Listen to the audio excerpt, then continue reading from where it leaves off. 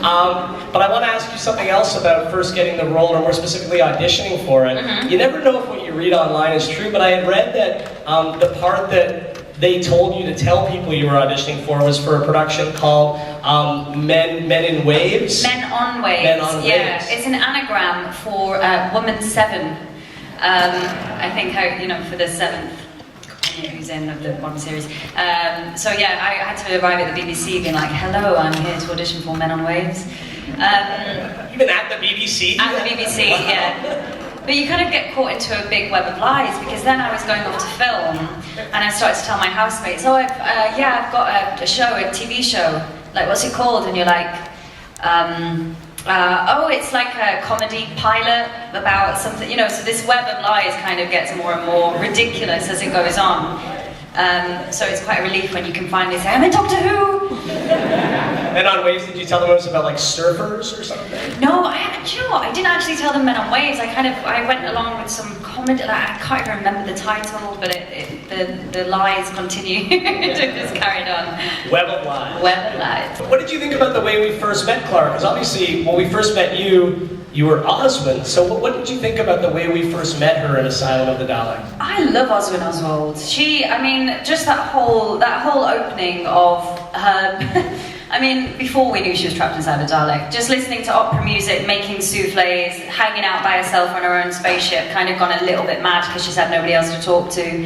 I just, like, Stephen had written that part so well, but he wrote it before, without knowing it was like a guest part, and then he had the idea to bring it in as the new companion after. So it was actually written just as Oswin in itself, initially.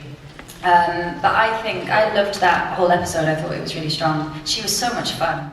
I knew I was playing Clara's from different reiterations through time and space, but I didn't know why. Which is what Stephen does a lot often, is we kind of know a general arc of the season, but we don't know the resolve, like episodes 11 and 12, until we read them on the page. Which is good, because you kind of don't need to play anything, you just need to play what's in front of you. Because you went into his timeline and saved different iterations of the Doctor over and over again, in terms of your character, does the Doctor owe your companion more than he's ever owed another companion? Well, I think so. Does that kind of define their relationship, do you think? Well, really, and I suppose in a way, she's the one who's been technically chasing him through time and space, and he's ignored her for most of it. It's actually what's kind of happened. But yeah, I think between both of them, I think they save each other. Something Stephen always said about her is that she's got this really practical kind of, she's the companion who will ask the questions that no one will ever ask, and like, well, why is it called a screwdriver, and why is it this? So in a way, I think she kind of challenged him, I suppose, and brought him out of losing Amy and Rory, and obviously, that is obviously what happens when for the series to continue. And so I think in a way I think initially she annoyed her way into his life and got him to like her, and it went from there, really. But she asks a lot of questions, I suppose, and doesn't really let him get away with anything. So my question is that, do you actually know how to make a souffle? No! Just anybody? I've Googled it as well. I Googled it and went really serious on it. It's really hard. Souffles are hard to make. You watch a YouTube video of something? Yeah, I did. I actually did.